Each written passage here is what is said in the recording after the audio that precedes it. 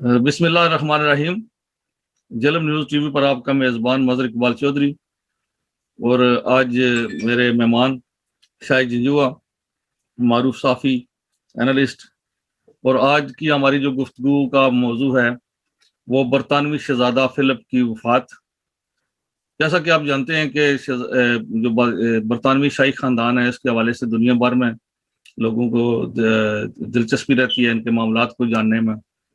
और एक पाकिस्तानी अवाम के लिए भी हम ये इस चीज़ की भी वजाहत कर दें कि एज ए कॉमनवेल्थ कंट्री हमारी भी जो यहाँ के शाही ख़ानदान है या यहाँ की मलका क्वीन है एलिज़ाबेथ, वो हमारी भी क्वीन है एज ए सरबराह ऑफ द कॉमनवेल्थ कंट्रीज। और इसके अलावा बाकी भी दुनिया भर में जितने लोग रहते हैं शाही ख़ानदान के हवाले से कहा जाता है कि जो सब शाही ख़ानदान ख़त्म हो जाएंगे लेकिन बरतानवी शाही ख़ानदान या इसकी बादशाह जो है वो कायम रहेगी। तो गुज़श्ता रोज़ शहज़ादा फिलिप 99 साल की उम्र में वफ़ात पा गए। और इनके हवाले से ये कहा जाता था कि ये बीमार हुए थे इस साल के आगाज़ में ही।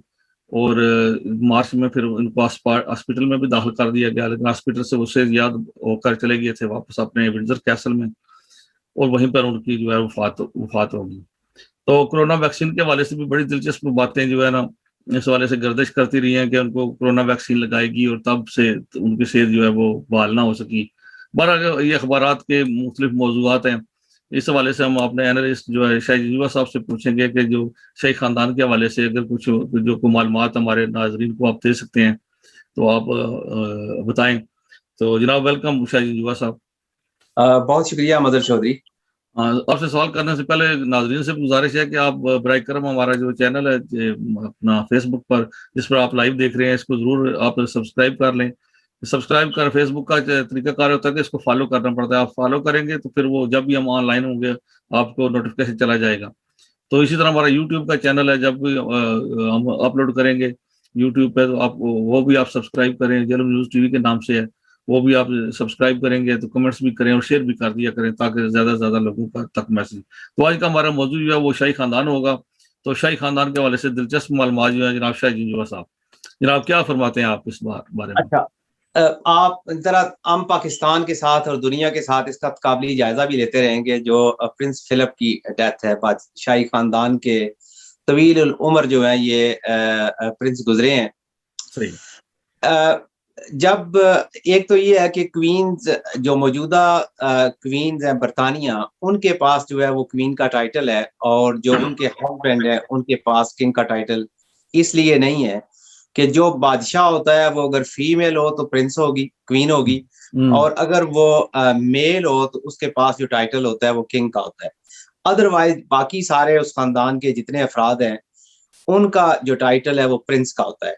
ठीक है। बहुत इंग्लिश मीडिया के अंदर चेमेगोइयां हो रही हैं कि क्या प्रिंस फिलिप की वफात जो है वो कोरोना वैक्सीन से हुई है, क्योंकि उन्हें थोड़ा अरसा पहले जो है वो कोरोना वैक्सीन लगी थी।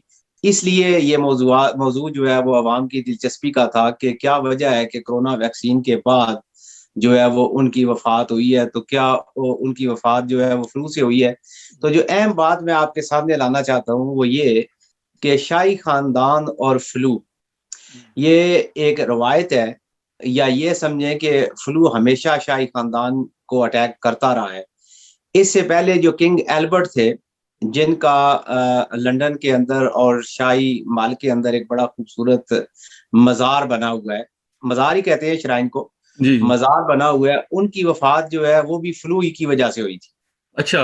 और आज जो किंग फिलिप्स हैं, सॉरी प्रिंस फिलिप्स, इनकी जो वफात है इसमें भी कहते हैं कि उन्हें फ्लू हुआ था, लेकिन वो फ्लू के जो असरात हैं उससे जानबार नहीं हो सके। हाँ सही।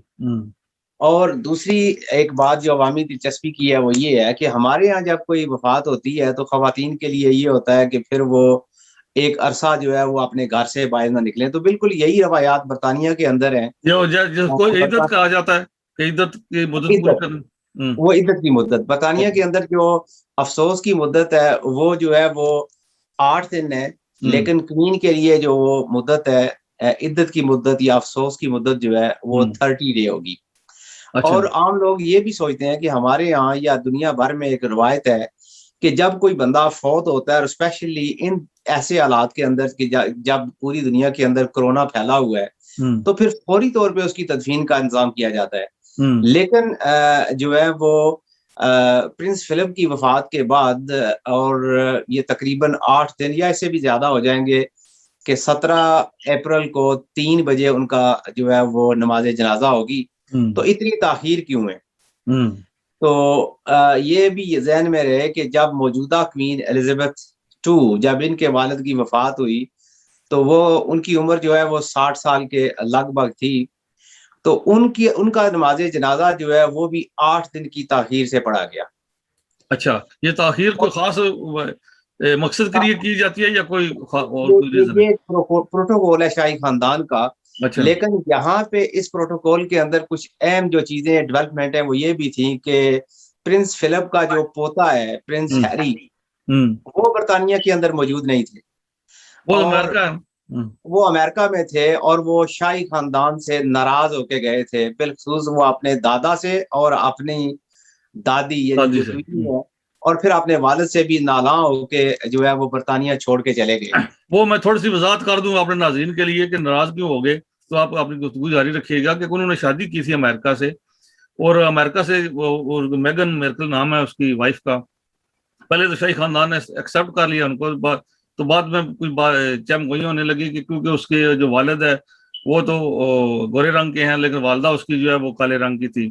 तो जब इनके यहाँ बच्चे की उम्मीद लगी तो उन्होंने कहा कि अब बच्चा जो है पता नहीं काला होगा या गोरा होगा, तो इस तरह की कुछ बातें चहमगई हुई। तो जो उसने मेगन मार्कल ने जब सुना तो वो नाराज होकर वहां से चली गई कि हमें एक्सेप्टेंस मुझे नहीं दी जा रही शाही खानदान में। तो वो यही नाराजगी, फिर वो इंटरव्यू में भी उन्होंने इस चीज का इकरार किया। तो ये जो एक तनाज़ा चला आ रहा था, ये मुख्तसर सा उसका हवाल था। जी शाह साहब।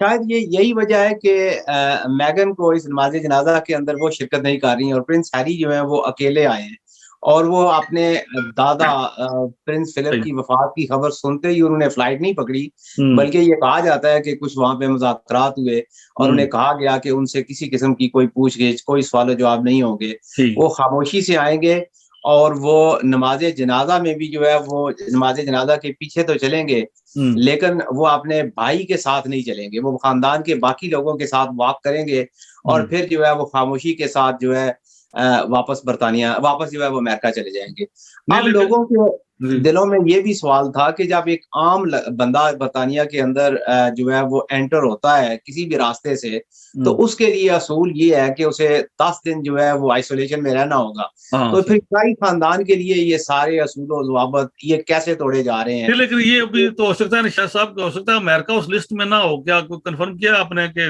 अमेरिका से आने वाला हो सकता है क्वारंटाइन की शर्त अभी ना हो? नहीं, ये शर्त वहाँ पे भी लागू होती है, अच्छा। लेकिन इसका ये हाल ये निकाला गया है कि जब प्रिंस हैरी बर्तानिया के अंदर आएँगे तो फिर उनके 2 फ्लू टेस्ट होंगे।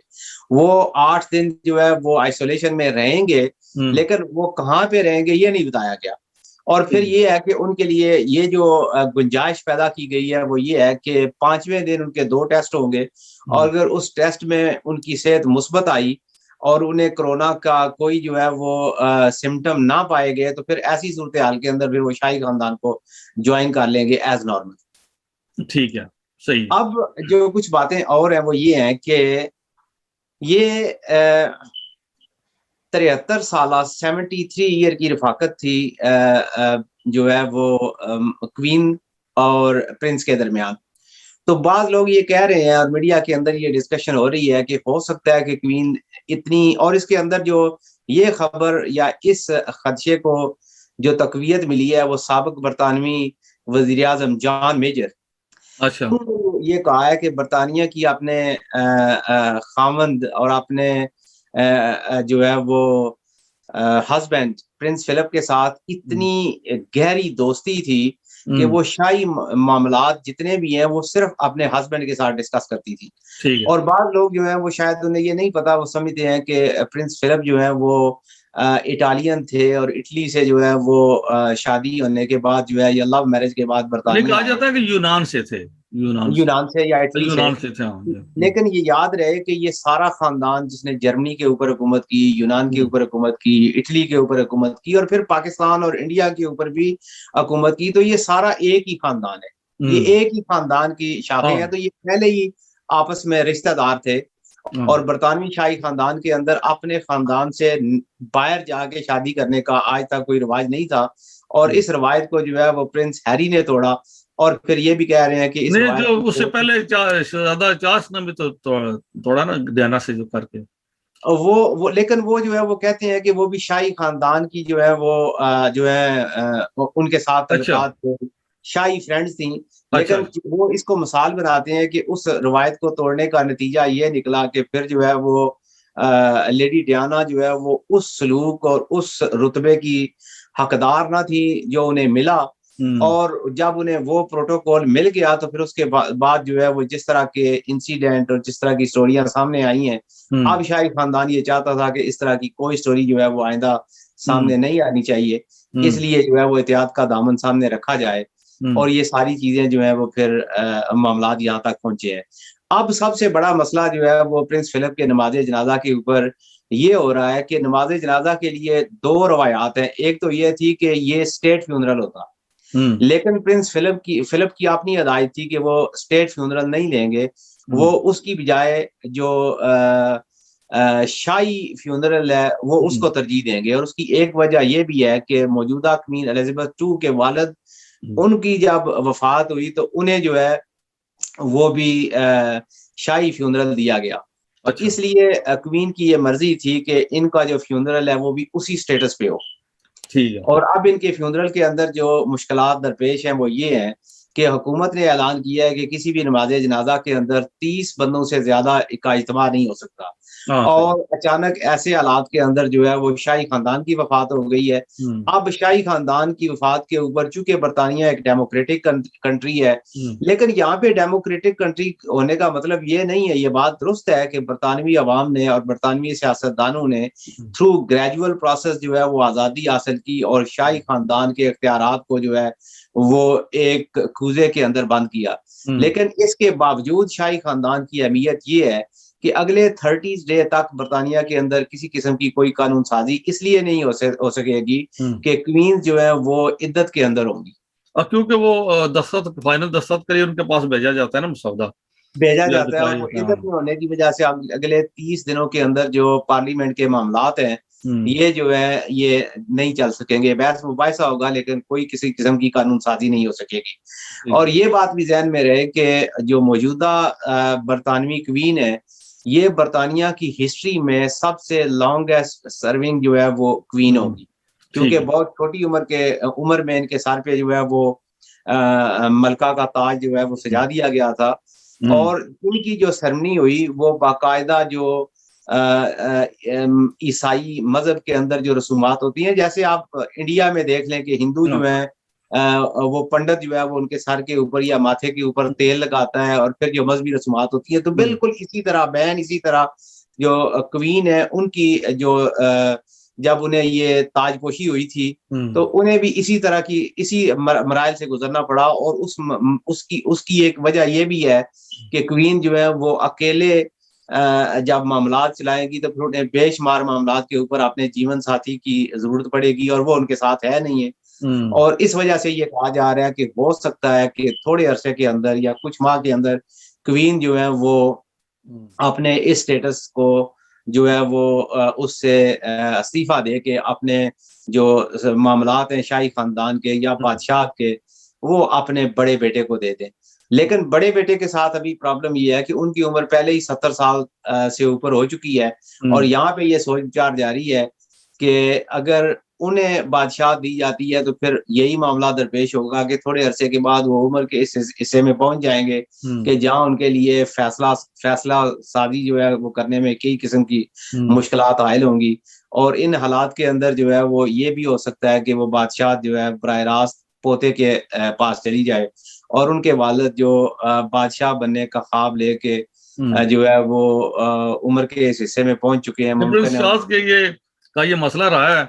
लेकिन ये भी तो कहा जाता है ना कि उनकी बादशाही खानदान की उम्र माशाल्लाह बहुत ज्यादा होती है, और उनकी भी उम्र ज्यादा, और अगर उनकी वालदा इतनी उम्र में भी अपने ये शाही जिम्मेदारियां बखूबी निभा रही है, तो भैया वो क्यों नहीं निभा सकते? 25-30 साल तो वो भी आसानी से निकाल जाएंगे।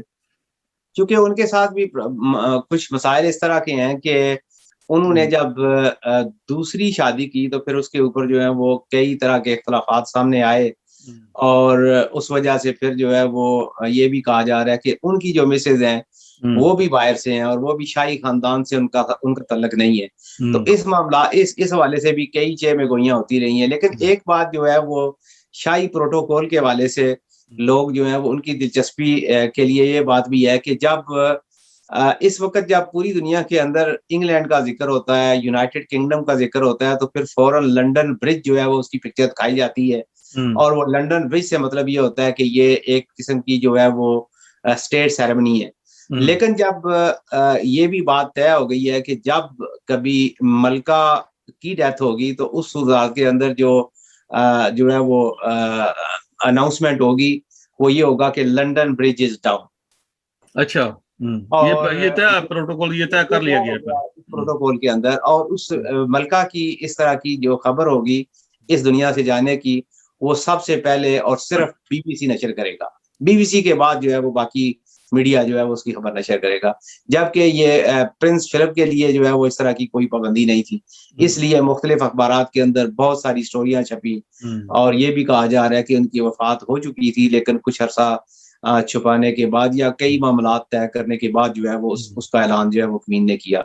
लेकिन एक बात तय है कि बरतानिया के निज़ाम के अंदर यहाँ पे जो है इस कौम ने एक ग्रेजुअल प्रोसेस के जरिए बादशाहों से आजादी हासिल की, लेकिन इन्होंने बादशाह से नफरत नहीं की। हाँ, सही बात। हमारे यहाँ सबसे बड़ी बात यह है कि हम जिस चीज को पसंद नहीं करते उसके वजूद तक को एलिमिनेट कर देते हैं। ये बहुत बड़ी मिसाल है ना सामने हमारे, जो हाउस ऑफ लॉर्ड बनाया इन्होंने, वही लॉर्ड थे जिनके अगेंस्ट हाउस ऑफ कॉमन बना और उसने पावर अपनी इस्तेमाल की, और आज बरतानिया की जमहूरी ताकत है। तो लेकिन हाउस ऑफ लॉर्ड को उन्होंने खत्म किया। जितने लॉर्ड है वो कहते हैं ठीक है आप भी बैठे हैं हमारे साथ शामिल हो जाएं। यानी कि जरूरी नहीं होता कि जो पुरानी इमारत है आप उसको गिरा ही दें, उसको साथ भी लेकर आपने चलना, क्योंकि एक तारीख होती है मुल्क की।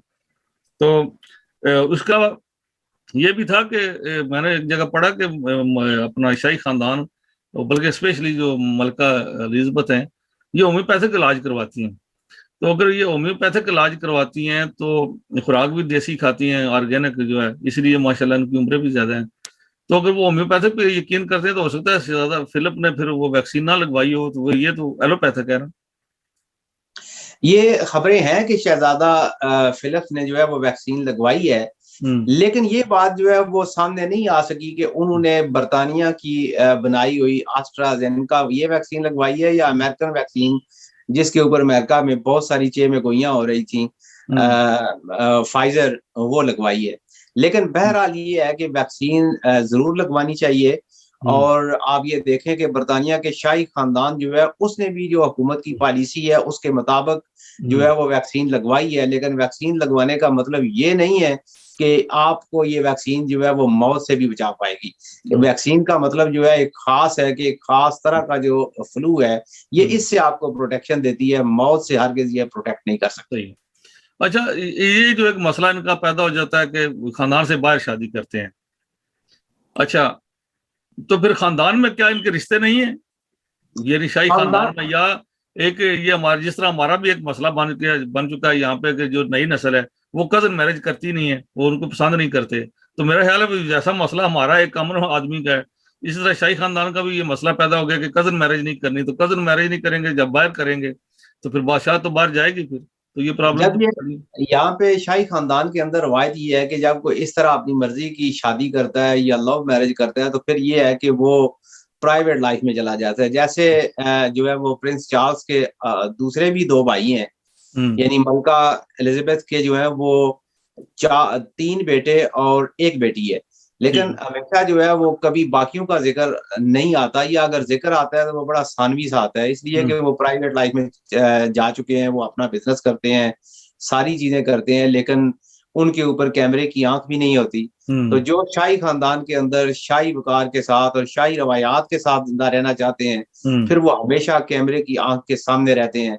उनका जो है वो चाल चलन, उनकी गुफ्तगू, उनका जो तरीकाकार है, उनकी शादियां, उनकी तलाकें और उनके जो हालात वाकयात हैं, अवाम उनसे बहुत गहरी दिलचस्पी लेती है। और उसके ऊपर कैमरे की आंख होने की वजह से आपको पता है कि जिस तरह लेडी डियाना की हर बात, वो कपड़े बदलती थी तो फिर भी मीडिया में आता था कि उसने ये कपड़े पहने हैं।